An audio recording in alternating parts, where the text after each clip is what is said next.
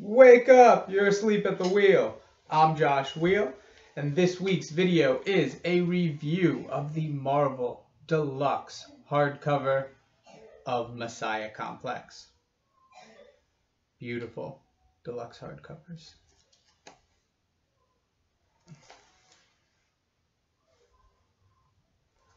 I love this format. I love this format so much, and I don't know if Marvel does it just to frustrate us or tease us or to add value back to these, but they don't make these for everything. They don't make them all the time. So some of them are hard as hell to find. And even though Marvel's constantly releasing things from its back catalog, like some of these new trade collections, they just put out a new trade collection of Inferno, and it is one of the ugliest goddamn things I have ever seen. Like, the packaging on it is horrendous, and it makes me really not want to buy it. On top of the fact that, like, I know that there's a beautiful collected edition like this out there, but I can't find it for less than $600 on eBay because they haven't made it in 7 years.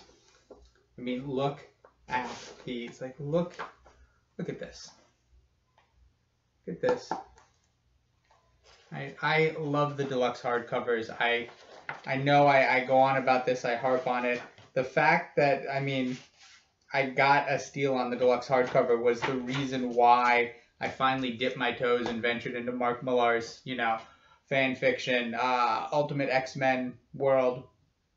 And it was worth it, and it's beautiful on my shelf, and it's beautiful next to my Mutant Massacre and the Messiah Complex one here, and I want more of these. I want Marvel to make more of these, and this is what I'm saying, because I love them. And when it came in the mail, I was so happy, and I hugged it, and I wanted to sleep with it that night. And on top of it just being a beautifully published collection, this is an amazing X-Men story. Let's the 90s end, right? Morrison comes in, does the one thing that completely changes the game and revitalizes X-Men. Emma Frost shows up at Scott Summers' hotel room in a black teddy with a bottle of champagne, and the Marvel Universe has never been the same. So we go through the Morrison run, right? We have the Whedon run. House of M happens, Decimation, Endangered Species, right? There's some big stories and events in there. And now we're at a place where, they can count, physical counts of the amount of mutants that are left. The X-Men have been losers, big losers for a while. They've been losing a lot. And they get their first spark of hope because the first mutant baby since M-Day is born. And everyone wants it. All different versions of bad guys and time travelers and good guys teaming up with bad guys to keep the baby from other bad guys, and just bonkers. And this story, I have so many good things to say about it. Let's give some credits. This story was written by Ed Brubaker. This was during Ed Brubaker's time as, head of X, with issues written by Peter David, Mike Cary, and Craig Kyle and Chris Yost. And now that is an awesome, that is a Murderer's Row X-Men lineup. Brubaker might be the weakest X-Men writer in this group. I mean, just if you take Messiah Complex, what he did with these guys out, what's the shining accomplishment of the Brubaker run? This is it. And it's because he did it with them. Brubaker's a phenomenal writer. X-Men wasn't the best or second or third best or fourth best thing he's written in his career. But Messiah Complex is banging. Pencils, Marc Silvestri, primary, Scott Eaton, Humberto Ramos, and Chris Bachalo. Now, all of these guys have good X-Men pedigree. I will say something more on this in a second.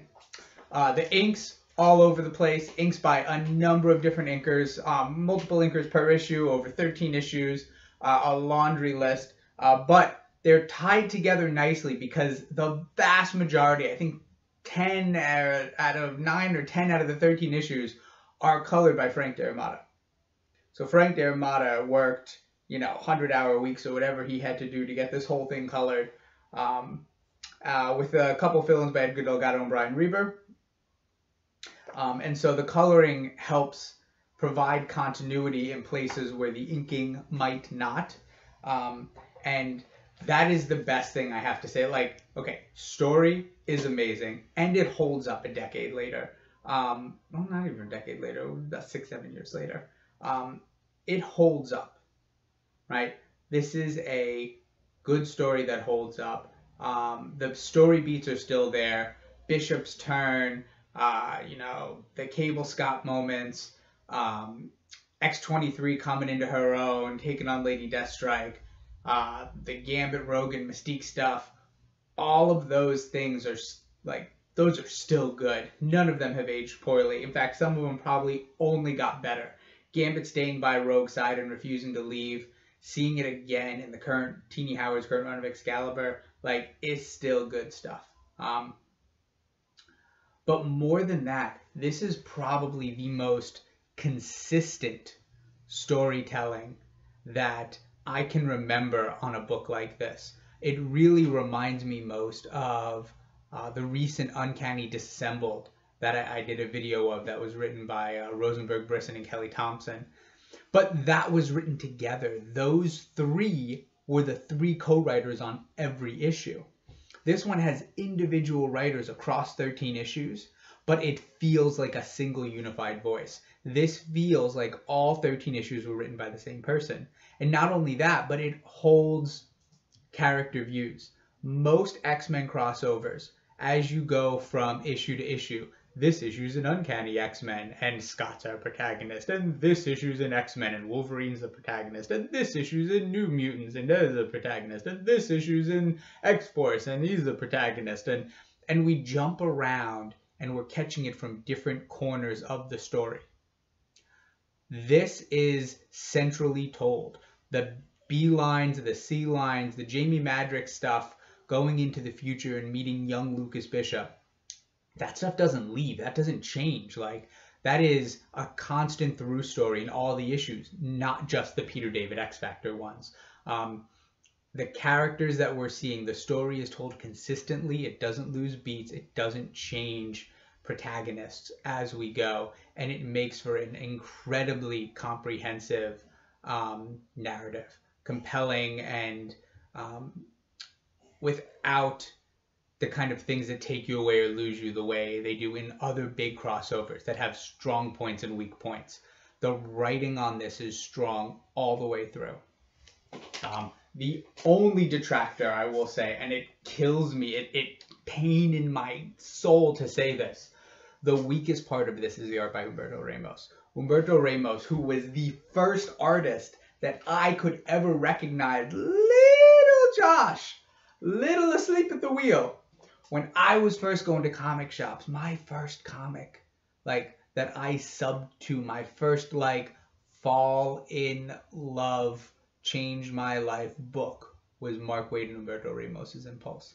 My first comic was X-Men, but the, Impulse was something even, had a more personal tie to me. And Humberto Ramos, with his unique cartoony style and the hair, everyone has Impulse hair, but no one like Impulse, was something that I could recognize, and I knew when I was looking at Humberto Ramos art because it was different from other artists. And while I love that, in this type of story where the writing is so strong so that you can't tell when it switches writers, it is frustratingly distracting that you can really tell when it switches artists, and you can really tell when you go from, this Marc Silvestri styles like this to the Chris Bachalo style, which is different, but, still very X-Men-y, and then to the Humberto Ramos, which is just super cartoony. All right, so you're going from this to this. And I love this on its own, but not as part of a 13-part story where Humberto's only drawn 3 of them. That is the only bad thing I can say about this, because this, I finished it and I just wanted to turn back to the front and start reading again because it's so good. So good. And it's a beautiful collected edition. And thank God for eBay because Marvel just won't. Why? I don't know. But they won't keep publishing these amazing deluxe hardcovers. Like, there's so many stories I want on deluxe hardcover. And of those, the only one that's like currently in print or published that I really kind of like or see on the shelves right now and makes me go, ooh, I want that on my shelf, is the Spider-Man Kraven's Last Hunt, which looks like it's an amazing collection. There's like, I want more of these. And I know they've made them in the past, but that just means I got to go hunt them down. And you should too, because if you can get your hands on this, it is well worth it, 100%. This is the way that I wanted to own Messiah Complex. I was actually waiting. I had other ways of like collecting these. I have most of the issues in floppies, but I wanted this for my collection and to really go through the experience this time, and it was well worth it. So, Messiah Complex, the deluxe hardcover. That's it for this week. Keep an eye out coming up this coming Monday, the 24th.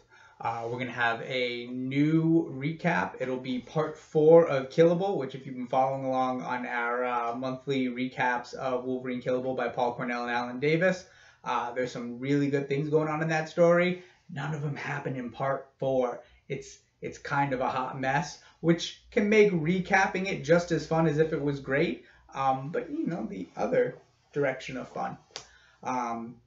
And then since this coming Wednesday, the 26th, is Giant Size X-Men Jean Grey and Emma Frost Day, on Tuesday, the day before, look out in the afternoon because we'll have 2 special Jean and Emma-centric recaps, bonus recaps for the week posting because it's Jean and Emma, and you love them and I love them, and they're Jean and Emma. So that's it. There should be more videos like these on the way, hopefully. If you like them, hit like. If you want more, add a comment, request something. You can go to the homepage, asleepatthewheel.com. There's a request page if you want me to review trades or hardcovers, if you want me to do single issue recaps on something, go on and hit the button. There is a spot for that. I am glad. If I know there's an audience, I am glad to cater. Otherwise, have yourself a great weekend and wake up because you're asleep at the wheel.